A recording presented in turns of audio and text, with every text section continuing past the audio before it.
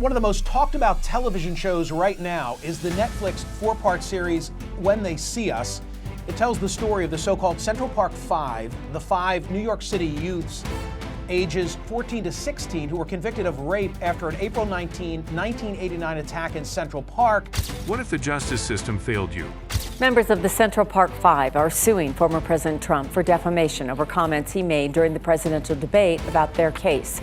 The 5 black men and Black and Latino men were teens when they were wrongfully convicted of raping and beating a white female jogger in Central Park in 1989. 5 innocent teens were wrongfully convicted of a brutal crime they didn't commit.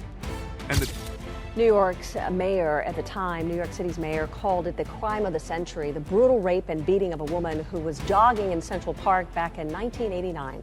The victim was a 28-year-old investment banker, and her courageous. The story of the Central Park Five is a shocking reminder of how easily lives can be destroyed. Don't miss this gripping journey. This story, retold in Ava DuVernay's When They See Us on Netflix, packs a punch. And while I was figuring out what to discuss, I found myself completely immersed in the series. Suddenly it hit me. Why not explore this story for the next US 101?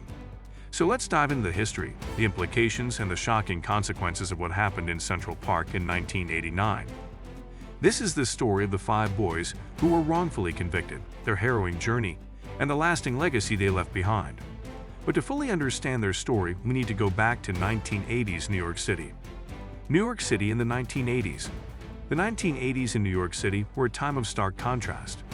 While Wall Street was booming, bringing with it luxury cars, fancy clothes, and a lifestyle of opulence, the other side of the city was dealing with an epidemic of drugs and crime. While the rich thrived, the poor were left to fend for themselves. In poor, predominantly Black and Latino neighborhoods, crack cocaine ran rampant. Gangs fought for control of the drug trade, leading to violence and fear. Places like Harlem were dangerous, and it wasn't just petty crime, it was life-threatening. At the same time, the perception of crime was skewed by the media, making certain groups of people more suspicious and demonized. As crime rates soared, an undercurrent of fear grew within the city, and divide began to widen between communities. The rise of vigilantism and fear. This atmosphere of fear led to incidents like the infamous 1984 shooting by Bernard Goetz, a man who shot and wounded 4 black men in a subway car, claiming self-defense. The case sparked a nationwide debate about vigilantism and how far one should go to defend oneself. Fast forward to 1986, and a horrific event took place in Howard Beach, Queens, where 3 black men were attacked by a mob of white men. One of them, Michael Griffith, was struck by a car and killed while fleeing the mob. This further cemented the divide between communities. By 1989, the crime rate was at an all-time high. In that year alone, New York City had over 2,000 murders. It wasn't just murder, rape was becoming more common, and people were on edge. Trish and Miley's assault. On April 19, 1989, a horrific crime took place in Central Park. Trish Miley, a woman out for a jog, was brutally attacked, raped, and left for dead. The city was on high alert, and the police were desperate to find the attacker. Little did they know the focus of their investigation would soon be on 5 innocent boys. Meanwhile, a group of Black and Latino kids, ranging from 14 to 16 years old, were hanging out in Central Park that night. Some were just there to have fun, others were causing trouble. But when the police arrived to break up the group, they rounded up 5 boys from the crowd. Raymond Santana Jr., Kevin Richardson, Antron McCray, Yusef Salaam, and Korey Wise. These 5 would become infamous as the Central Park Five. Forced confessions and a media frenzy. Once in custody, the boys were interrogated for hours. Scared and confused, they were coerced into giving false confessions. They were told that if they confessed, they could go home. But instead, they became the prime suspects in the brutal assault of Trish Miley. The word welding came into play here, a term used by the police to describe the boys' actions that night. They turned a simple word, whiling out, into welding, painting these boys as a pack of animals out hunting for trouble. The media ran with this narrative, and soon the Central Park Five were seen as dangerous criminals, even though there was no real evidence linking them to the crime. Injustice at its core. When the trial began, the evidence was clear. The boys' confessions didn't match the timeline of the attack, and there was no DNA or blood linking them to the crime scene. Trish Miley herself couldn't even identify her attacker. But despite all this, the jury convicted all 5 boys. 4 of them were sent to juvenile detention, but Korey Wise, at just 16, was sent to the notorious Rikers Island, where he spent most of his time in solitary confinement. The others served time as well, ranging from 6 to 13 years, with Wise enduring the worst of it. Matthias Reyes' confession. In 2001, after years of legal battles and the boys' lives forever altered by a crime they didn't commit, a breakthrough finally came. Matthias Reyes, a convicted rapist already serving time, confessed to the assault of Trisha Miley. Reyes' DNA was a match to the crime scene, and the records of the Central Park 5 were expunged in 2002. The city that once condemned these boys now had to reckon with the truth. In 2014, they were awarded $41 million in compensation. But there was still no apology from the real estate mogul who had called for their execution.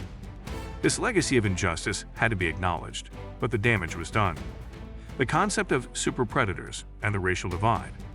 The term welding has a deep connection to the larger narrative of the 1990s, when the media and some policymakers began using the term superpredator to describe Black and Latino youth. This term was coined in a 1995 essay by Princeton professor John DeLillo, who painted young male criminals as predatory animals. This idea gained traction in the 1990s, especially with the rise of gangster rap and stories about gang violence. It fueled fears among suburban white families, who began seeing Black and Latino youth as a threat to society. Legislation followed, making it easier to punish children as young as 13 in adult court. Race police and the war on youth. The Central Park 5's legacy is twofold. On the one hand, it highlighted the deep flaws in the criminal justice system, especially in how it treats people of color. Movements like Black Lives Matter today demand that police be held accountable for their actions. Body cameras are now commonplace, but the fight for justice continues. On the other hand, the idea of wilding and superpredators still persists today. When large groups of Black and Latino youth gather, there is a perception that they are a threat, and often they are policed more harshly than their white counterparts.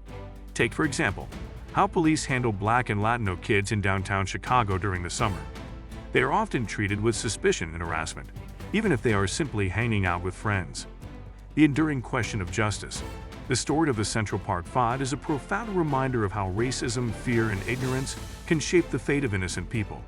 It's a story that makes us ask, why are certain children seen as a threat simply because of where they're from or the color of their skin? The tragic injustice faced by the Central Park 5 serves as a lesson for all of us, urging us to examine our own biases and our society's systems that perpetuate inequality. And now, after everything you've just uncovered, imagine living with that weight for years, your life stripped away, your freedom gone, for something you didn't even do. The Central Park 5's journey to justice was a long and painful one, but it was a battle that ultimately led to a powerful reckoning. But here's the thing, the fight for truth is ongoing. Every time we turn a blind eye, we risk letting history repeat itself. If you found this story as compelling as I did, you don't want to miss what's coming next. Trust me, we're just getting started. In our next video, we'll dive deep into the Enfield poltergeist investigation. This is one of the most terrifying and controversial hauntings in history. It will make you question everything you know about the supernatural. The truth behind the Enfield haunting is something you have to see to believe, and you won't want to be left out of this mind-bending mystery. Make sure you're not the last to know.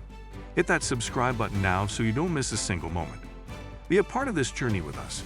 Join our community, get the latest updates, and let's uncover the truth together, one video at a time. Trust me, you won't want to be the one hearing about it later. Stay tuned, and I'll see you in the next one.